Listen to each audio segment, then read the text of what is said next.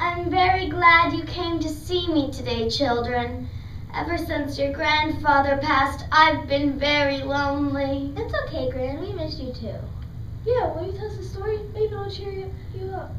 Story! Oh, I don't know, kids. Please.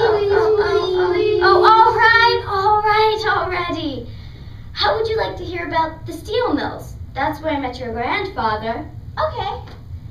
What do you know about the steel mills? They make clouds. That's what comes out of the buildings. Not exactly. Dearie, will you hand me that book? Thank you. Iron and steel were Pittsburgh's main industries for nearly a century and a half. The mills along the rivers churned out their products 24 hours a day, 365 days a year. It can be said that steel from Pittsburgh mills practically built America. From the Empire State Building to the Golden Gate Bridge, steel from Pittsburgh found its way to all corners of the developing nation. Wow. Carnegie Steel's Homestead Works were the largest plant in the United States. The mills were sold by Andrew Carnegie to United States Steel and operated until the 1970s.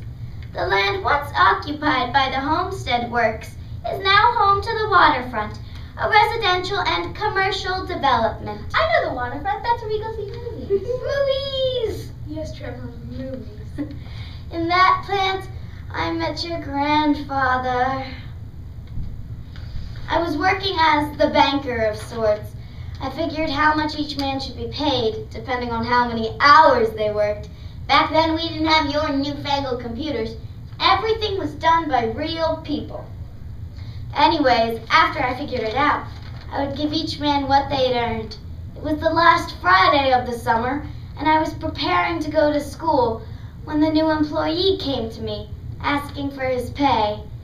That young man was your grandfather. Oh, wow. That's so romantic.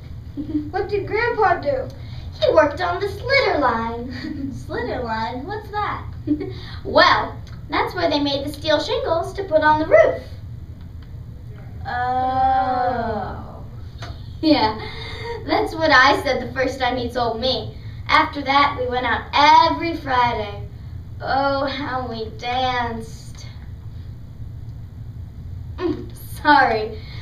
But the one thing your grandfather always talked about was steel. He loved steel almost as much as he loved me, and he knew endless amounts about it. He knew things like steel was a big part of what scientists call advanced materials processing. Advanced materials processing? What's that?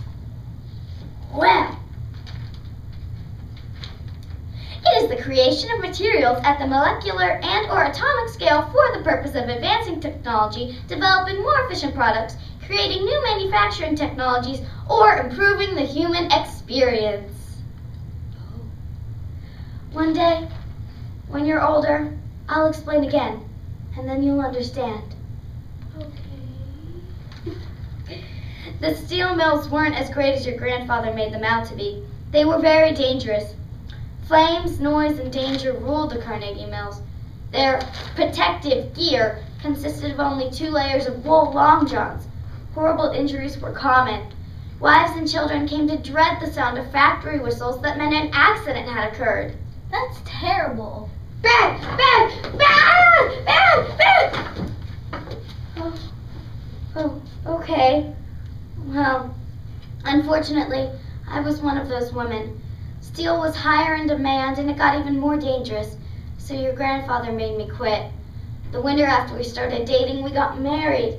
It was a quiet wedding at Pip's conservatory. A year later, I gave birth to your mother. On the day she was 6 months old, the sirens went off. Terrified, I waited for him to run home as he always had, to assure me he was safe. He never came. After, I got all the women who had lost someone in Carnegie's mills, and we went to Andrew Carnegie and convinced him to make them safer. Eventually, the steel mills